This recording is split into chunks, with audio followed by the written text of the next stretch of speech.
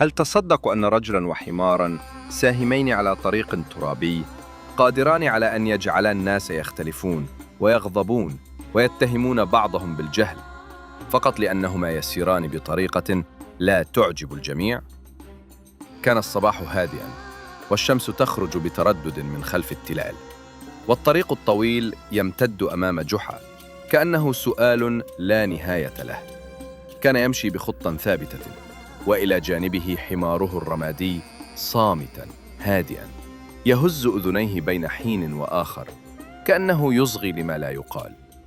نظر جحا إلى حماره نظرة دافئة وقال في نفسه: ما أهدأك يا صديقي؟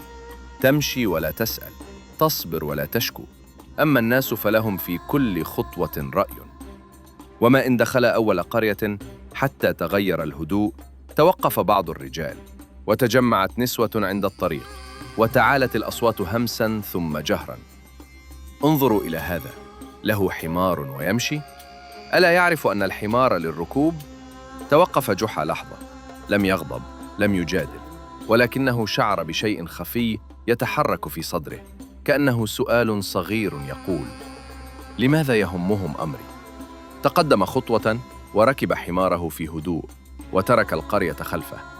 لم يمض وقت طويل حتى مر بقوم آخرين، نظروا إليه طويلاً، ثم بدأت الكلمات تسقط كالحجارة: يا له من رجل قاس، يركب ويترك الحمار يتعب، أين الرحمة؟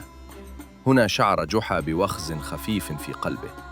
نظر إلى حماره وقال في سره: هل أظلمك يا صديقي؟ أم أني أحاول أن أرضي أناساً لا يعرفونني؟ نزل عن الحمار ومشى إلى جانبه، وترك القوم وراءه وهم يتابعونه بالنظرات. وقبل أن يبلغ نصف الطريق خرج صبي، ثم تبعته امرأة، ثم شيخ، واجتمعت الأصوات من كل جانب. لماذا لا يركبان معا؟ أليس الحمار قوياً؟ هذا تصرف أحمق.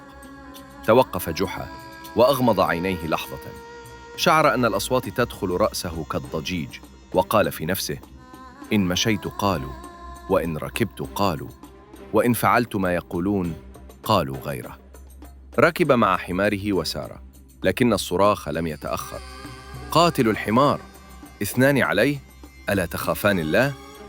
هنا توقف جحا توقفاً طويلاً، نزل بهدوء وأنزل حماره ودار بوجهه إلى الناس. كانت عيناه هادئتين، ولكن فيهما شيئاً من التعب.